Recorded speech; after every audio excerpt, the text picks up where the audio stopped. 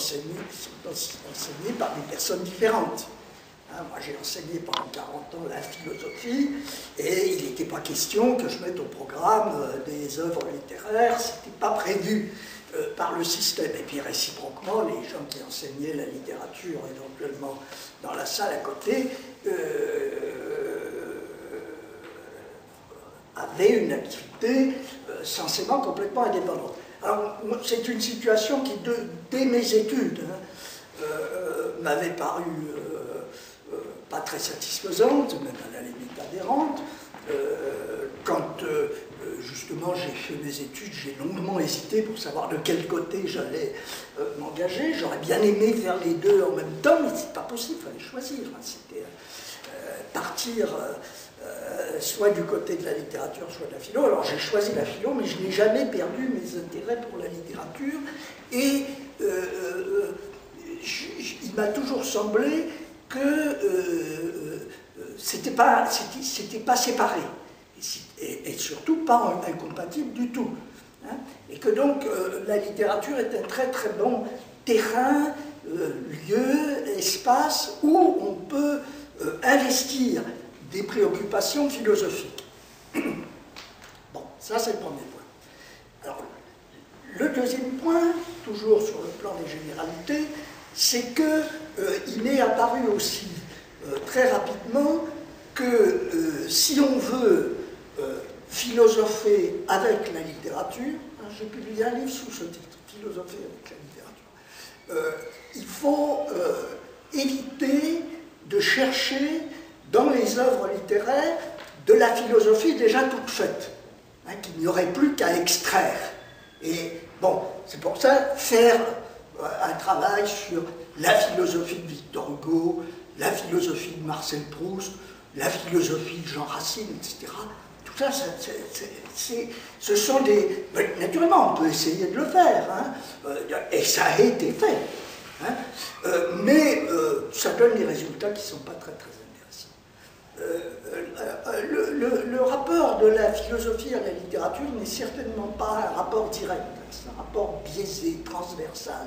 Et il faut respecter ce côté singulier et original de la chose. Alors c'est un petit peu ce que ce type de démarche que restitue le titre qui a été retenu pour cette rencontre, hein, faire de la philosophie avec du roman. Faire avec, hein, se servir de. Alors évidemment, Proust, puisque nous allons parler de Proust, est un outil absolument extraordinaire pour stimuler une réflexion philosophique. Ce qui ne veut pas dire qu'il y ait de la philosophie déjà prête à consommer dans le livre de Proust. C'est une stimulation. Alors, pour essayer de vous faire comprendre comment je vois la chose, j'ai choisi un biais un petit peu particulier, bon, parce que à la recherche du temps perdu, c'est une œuvre immense qui est faite non pas pour être lue, mais pour être relue, et pour être relue plusieurs fois, et quand on la relit pour la 4e ou la 5e fois, ben, on découvre qu'il y a des choses qu'on n'avait jamais lues dedans. Hein, c'est inépuisable. Alors, il faut donc toujours à chaque fois trouver quelque chose, un fil, et puis tirer le fil. Alors, le fil que j'ai choisi, auquel je m'intéresse d'ailleurs en ce moment pour d'autres raisons plus générales, c'est la thématique de l'espace. Bon, alors, quand on parle de Proust, et qu'on cherche justement des prétextes pour philosopher, on va tout de suite du côté du temps. Hein, c'est pas un hasard s'il a mis le mot temps, il le fait figurer dans l'intitulé général de son ouvrage. Mais il me semble, enfin, en tout cas c'est le point de vue que je défends, que le problème du temps, de l'espace, est pour lui tout aussi important. Et d'ailleurs, justement, ce qu'il fait, c'est les mêler tous les deux l'un à l'autre. Il ne les sépare pas. Alors que les philosophes, généralement, les séparent. Hein. Kant, dans l'esthétique transcendantale, au début de sa critique de la raison pure, présente le temps et l'espace comme deux formes qu'il analyse séparément l'une de l'autre et qu'il présente en leur attribuant des caractères complètement différents et même à la limite opposés. Hein? Bergson, enfin, en tout cas celui de son premier livre, hein, Les données immédiates de la conscience, présente la durée et l'espace presque comme les termes d'un choix. Hein. Soit on s'intéresse au temps, soit on s'intéresse à l'espace, mais les deux en même temps, c'est pas possible parce que c'est des choses complètement différentes. Alors que chez Proust, c'est beaucoup plus compliqué que ça, et pour cette raison, c'est beaucoup plus intéressant pour un philosophe. Alors, un des aspects que Proust met en valeur, exploite, quand il fait intervenir la considération de l'espace dans ce qu'il écrit, c'est qu'il entremêle au moins, en fait c'est encore plus riche que ça, mais au moins 3 dimensions de l'espace. L'espace géographique, hein, l'espace où nous sommes physiquement, l'espace social, où en sommes-nous dans la disposition des classes sociales, des catégories sociales. Et puis, alors un troisième espace, qui est au fond celui qui l'occupe en tant qu'écrivain, qui est ce que Henri Michaud a appelé l'espace du dedans, hein, c'est-à-dire l'espace mental. Et à la recherche du temps perdu, c'est le sujet du livre, c'est justement l'espace mental de quelqu'un, le narrateur, mais c'est un espace mental que nous pouvons partager, puisque c'est un livre qui nous est proposé, que nous lisons, dans lequel nous pouvons... Bon. Et ces 3 dimensions, chez Proust, interfèrent en permanence. Alors, je vais prendre un exemple particulier, parce que chez Proust, alors ce qui est très très intéressant, bon, c'est de la grande littérature. Mais en même temps, c'est de la grande littérature qui est entièrement collée à des petits détails de la vie courante. Hein, la Madeleine, bon. Des toutes petites histoires, des gens qu'on rencontre au coin de la rue, et des incidents à première vue insignifiants, et qu'il arrive à débrouiller pour en faire sortir une quantité extraordinaire de sous-entendus, de conséquences. Non. Alors, le détail sur lequel je voudrais m'appuyer pour commencer, et qui nous introduit directement dans la considération de l'espace tel que Proust le conçoit, c'est une notion qui n'a rien d'abstraite. C'est pas un concept philosophique, c'est quelque chose à quoi nous sommes confrontés tous les jours dans la vie courante. C'est les côtés. Les côtés. Dans le grand cycle de Proust, il est sans cesse question du côté.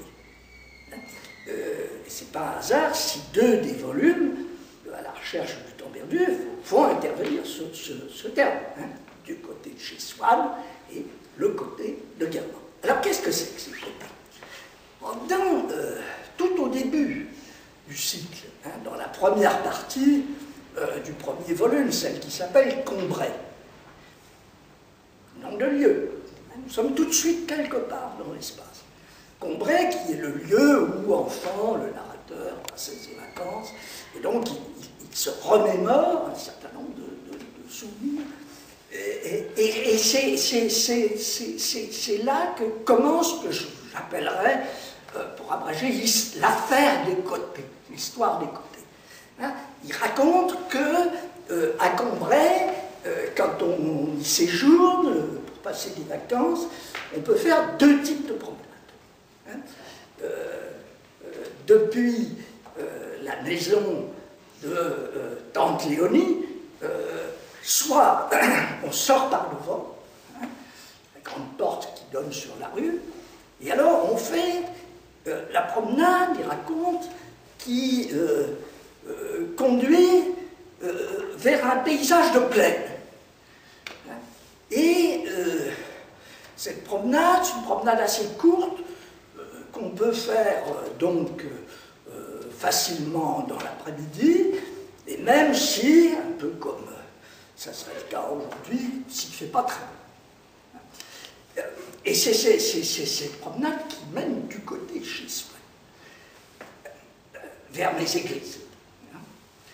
Et puis, alors, si on sort tout à fait à l'opposé, par la petite porte qui est au fond du jardin, on va dans une autre direction, et on s'engage dans une promenade d'un type tout à fait différent, qui traverse, comme il le dit, longuement, des paysages de rivières.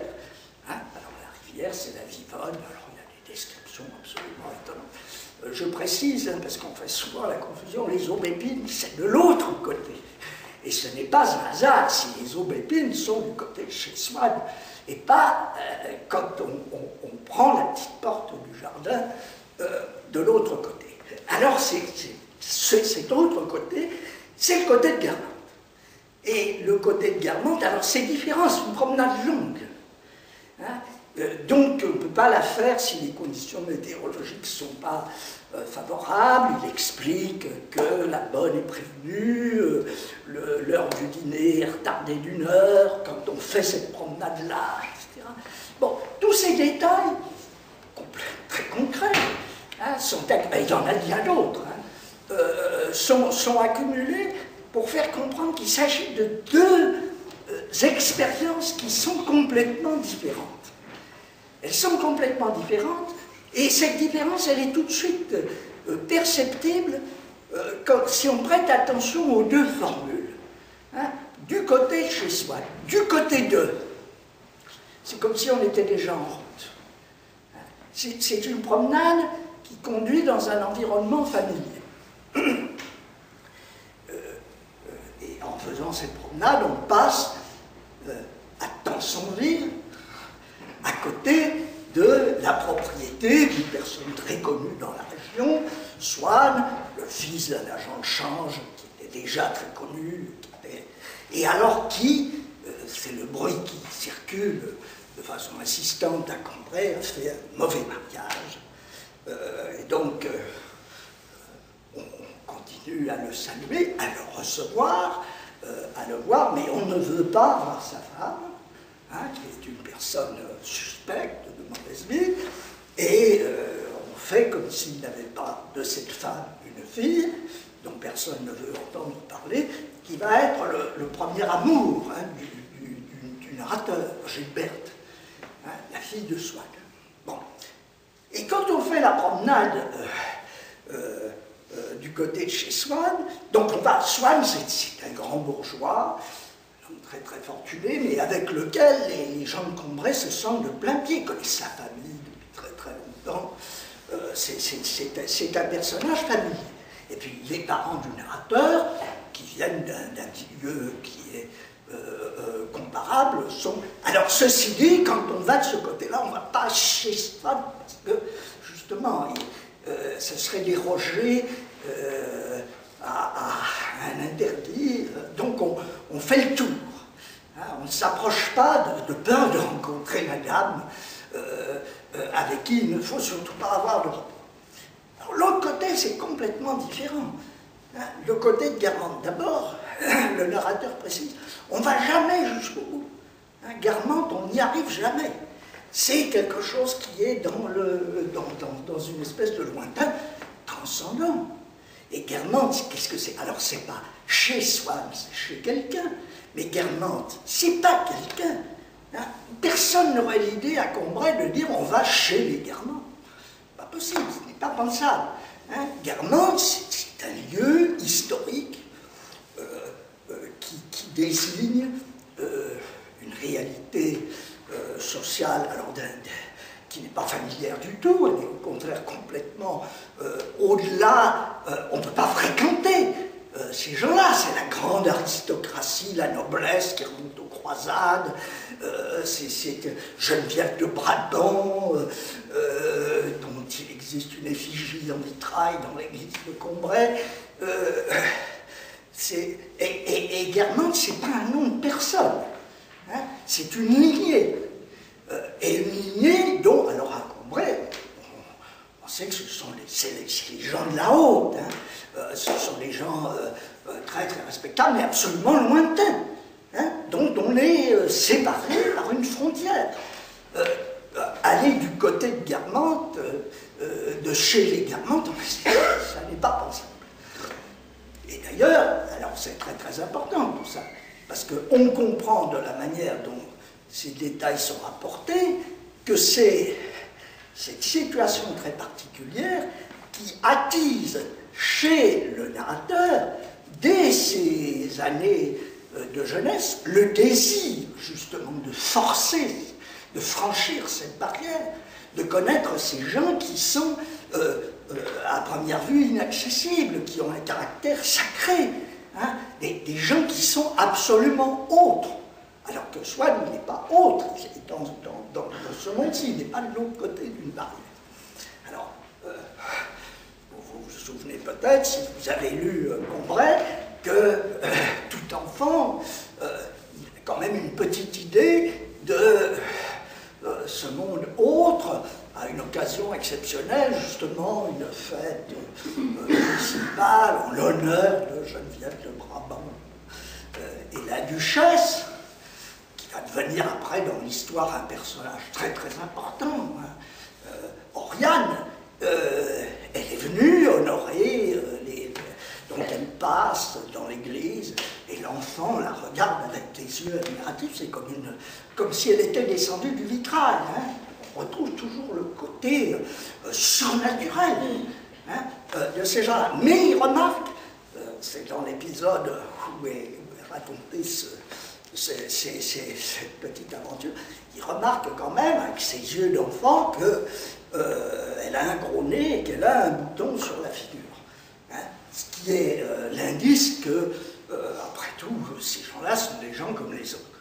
Hein. Et plus tard, quand il arrivera, devenu grand, à fréquenter, même assidûment, il devient familier, hein, de l'hôtel de Guermantes à Paris. Il habite d'ailleurs dans le même immeuble. Hein. L'hôtel est dans la cour et l'appartement de ses parents est dans la partie de l'immeuble sur la rue. Donc ils sont voisins. Et puis il devient très apprécié de ces gens, il les fréquente.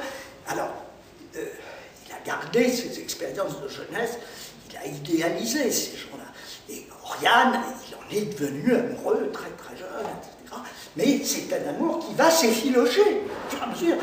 Quand il fait leur connaissance, il découvre que non seulement c'est des gens comme les autres, ils sont plutôt moins intéressants que d'autres. Elle est complètement idiote, hein, Oriane.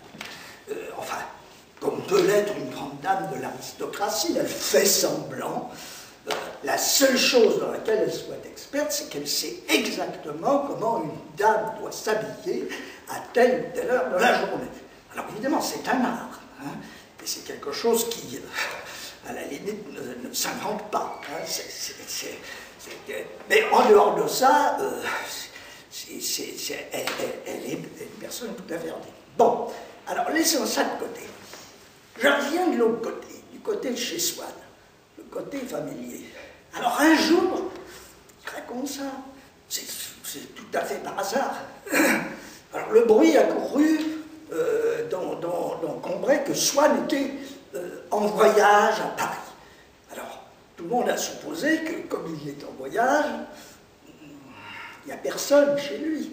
Donc on profite de l'occasion pour s'approcher, pour voir, hein, les plantations, le jardin, et alors on découvre, ce qui n'était pas prévu au programme, que la demeure n'est pas du tout inoccupée, et l'enfant voit arriver du fond d'une allée, dans le parc de la propriété, une dame en blanc,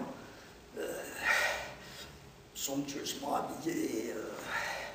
Alors, il voit aussi, c'est la première fois qu'il voit la petite fille, hein, dont il deviendra ensuite épris.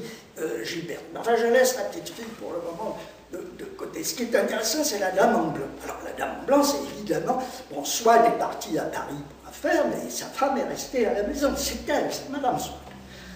Alors, il a, en la voyant, il est tout à fait surpris, parce que, bon, c'est pas une grande dame, c'est pas une diamante, enfin, c'est une personne, il avait beaucoup de chic, qui a une allure absolument extraordinaire, il retire une impression très très forte.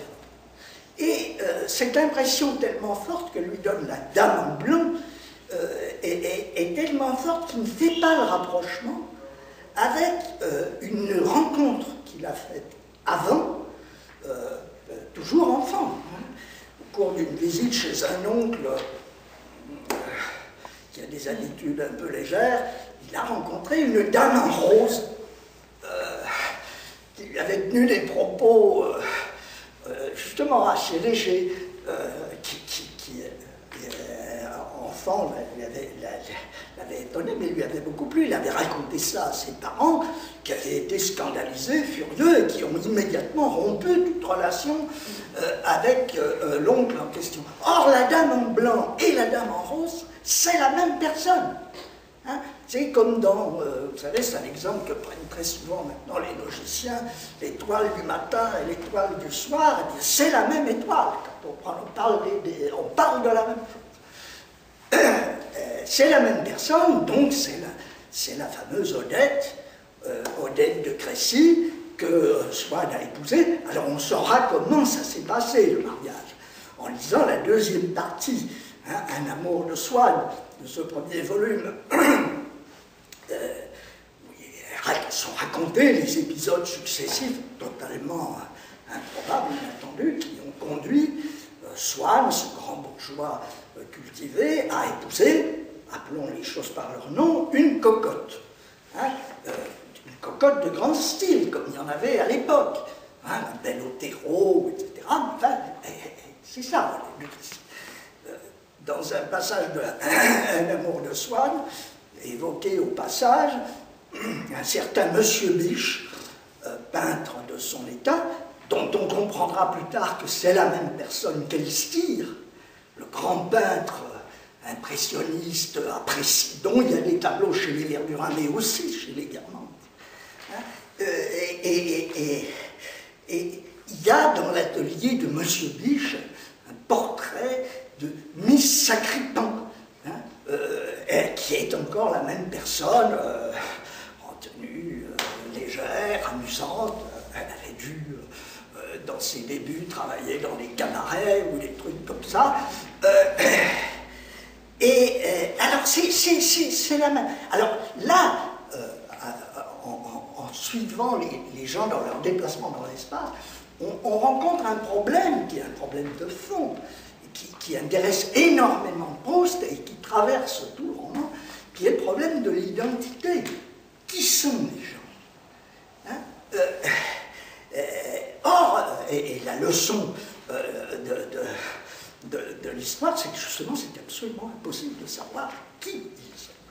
Hein, la dame en blanc, la dame en rose, qu'on voit dans des endroits différents, dans des environnements différents, c'est de fait la même personne, mais c'est pas la même quand même, elle n'a pas la même identité. Hein, et c'est vrai de tout le monde.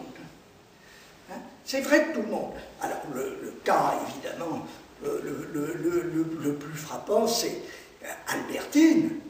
Hein, Albertine, il la voit pour la première fois pendant les vacances à Balbec, toute jeune fille, en train de circuler à bicyclette sur les routes qui entourent la petite station balnéaire. Bon, et puis, enfin, il la revoit en diverses occasions, il finit par se lier avec elle, il l'amène chez lui pendant l'absence de ses parents, grand scandale de la bonne Framboise, il a avec elle des relations très familières, impures, aurait-on dit à l'époque, ce qui scandalise encore plus la bonne... Alors, est-ce que c'est la même personne, la jeune fille aux joues rouges qui fait de la bicyclette, et puis celle qui couche dans le lit de ses parents, enfin bon. Et vous savez que plus tard dans l'histoire, Albertine, elle disparaît, hein, certainement. Et puis non seulement elle disparaît, c'est-à-dire qu'elle s'en va, mais elle s'en va complètement, elle meurt. Hein, elle lui échappe, comme si son essence était de disparaître. Et c'est tout le secret de l'identité. Toutes les identités sont évanescentes. Quand on cherche à atteindre quelqu'un, une personne, eh bien, on découvre derrière une autre personne, puis encore une autre personne, etc. C'est comme la duchesse Oriane, hein, sainte descendue d'un vitral, mais elle a un gros nez, un bouton sur la figure, et puis quand on réussit à entrer chez elle et à causer avec elle, on s'aperçoit que c'est vivant tout ça. Bon, donc, vous voyez qu'en suivant ces fils qui sont tout à fait improbables, en se promenant, ce sont les promenades, on fait des expériences qui ont des incidences de fond extrêmement curieuses et intéressantes.